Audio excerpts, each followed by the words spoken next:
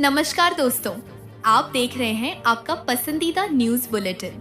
आज है 16 मई 2026, दिन शनिवार, और हम आपके लिए लेकर आए हैं देश और दुनिया की 20 बड़ी और अहम खबरें।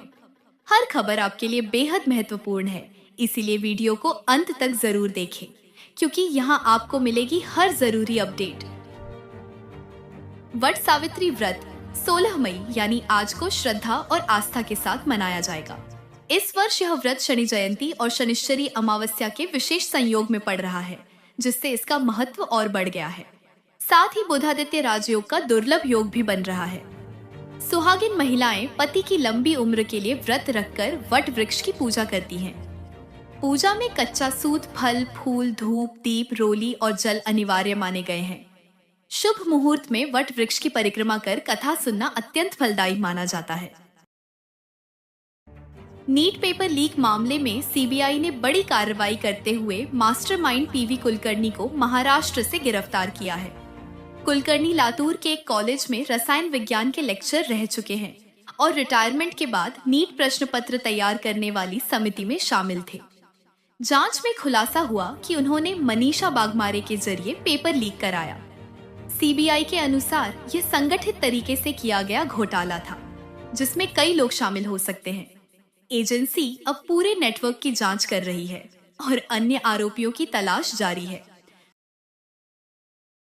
उत्तराखंड के टिहरी जिले में शुक्रवार को हुई भारी बारिश ने जौनपुर विकासखंड क्षेत्र में भारी तबाही मचा दी। भवान नगुड़ मोटर मार्ग स्थित बिलोंदी पुल पर अचानक आई सैलाब से आधा दर्जन से अधिक दुकानों में मलबा घुस गया, जबकि कई वाहन दब गए।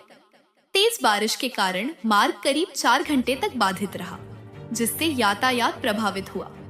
स्थानीय व्यापारियों को भारी नुकसान हुआ है और उन्होंने प्रशासन से मुआवजे की मांग की है।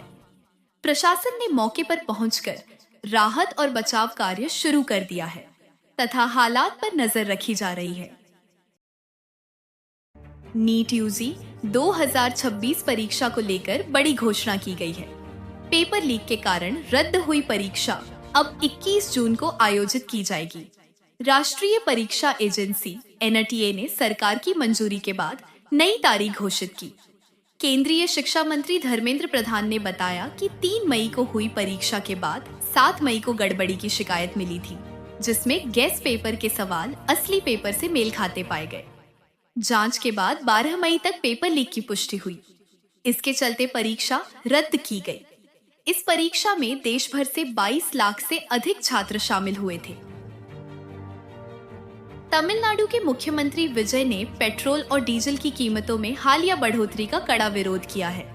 उन्होंने कहा कि पेट्रोल और डीजल पर 3-3 रुपये प्रति लीटर की बढ़ोतरी बिल्कुल भी मंजूर नहीं है। सीएम ने आरोप लगाया कि अंतर्राष्ट्रीय बाजार में कच्चे तेल की कीमतें घटने के बावजूद आम जनता को राहत नहीं दी जाती। उन्होंने चुनाव खत्म होने के तुरंत बाद दाम बढ़ाने पर भी सवाल उठाए। विजय ने केंद्र सरकार से इस फैसले को तुरंत वापस लेने की मांग की और कहा कि इससे गरीब, मध्यम वर्ग और छोटे उद्योगों पर बुरा असर पड़ेगा। देश में पेट्रोल और डीजल की कीमतों में एक बार फिर बढ़ोतरी की गई है। दिल्ली में पेट्रोल 3.14 रुपये प्रति लीटर और डीजल 3.11 रुपये प्रति लीटर महंगा हो गया है, जिसकी नई दरें आज से लागू हो गई हैं। पश्चिम एशिया में जारी युद्ध और अंतर्राष्ट्रीय बाजार में कच्चे तेल की बढ़ती कीमतों को इसका मुख्य कारण बताया जा रहा है। इस बढ़ोतरी से आम लोगों की जेब पर अतिरिक्त बोझ पड़ेगा और महंगाई बढ़ने की आशंका है। परिवहन और दैनिक जरूरत की वस्तुओं की कीमतों पर भी इसका असर देखने को मिल सकता है। नीट परीक्षा रद्द होने के बाद छात्र ऋतिक मिश्रा की आत्महत्या के मामले ने राजनीतिक तूल पकड़ लिया है। कांग्रेस नेता राहुल गांधी ने इस घटना पर गहरा दुख जताते हुए केंद्र सरकार पर निशाना साधा। उन्होंने इसे आत्महत्या नहीं, बल्कि भ्रष्ट सिस्टम द्वारा की गई हत्या बताया। राहुल गांधी ने कहा कि बार बार परीक्षा देने के बावजूद पेपर रद्द होने से छात्र मानसिक रूप से टूट गया। उन्होंने यह भी दावा किया कि गोवा में भी एक अभ्यर्थी ने जान दे दी। कांग्रेस का प्रतिनिधिमंडल पीड़ित परिवार से मिलने जाएगा, जबकि मामले को लेकर सरकार पर सवाल उठ रहे हैं। उत्तर प्रदेश के मुख्यमंत्री योगी आदित्यनाथ ने गोरखपुर में आयोजित प्रबुद्ध जन संवाद कार्यक्रम में वैश्विक चुनौतियों पर भारत की भूमिका को रेखांकित किया। उन्होंने कहा कि पूरी दुनिया जहां संकटों से जूझ रही है, वहीं भारत समाधान की दिशा में आगे बढ़ रहा है। महंगाई, ऊर्जा संकट और वैश्विक अस्थिरता का जिक्र करते हुए उन्होंने लोगों से प्रधानमंत्री नरेंद्र मोदी के आह्वान को गंभीरता से लेने की अपील की। योगी ने कहा कि यह समय केवल शिकायत का नहीं, बल्कि आत्म अनुशासन और राष्ट्रीय दायित्व निभाने का है, ताकि देश मजबूत बन सके। दिल्ली में 30 जून से विशेष गहन पुनरीक्षण (ESIR) अभियान की शुरुआत होगी, जिसके तहत बूथ लेवल अधिकारी BLO घर घर जाकर मतदाता सूची को अपडेट करेंगे। यह अभियान 29 जुलाई तक चलेगा और इसका उद्देश्य सभी पात्र नागरिकों को मताधिकार सुनिश्चित करना है। चुनाव आयोग के अनुसार राजधानी में 1.48 करोड़ से अधिक पंजीकृत मतदाताओं का सत्यापन किया जाएगा। इसके लिए 13,026 BLO और 28,881 बूथ लेवल एजेंट तैनात किए गए हैं।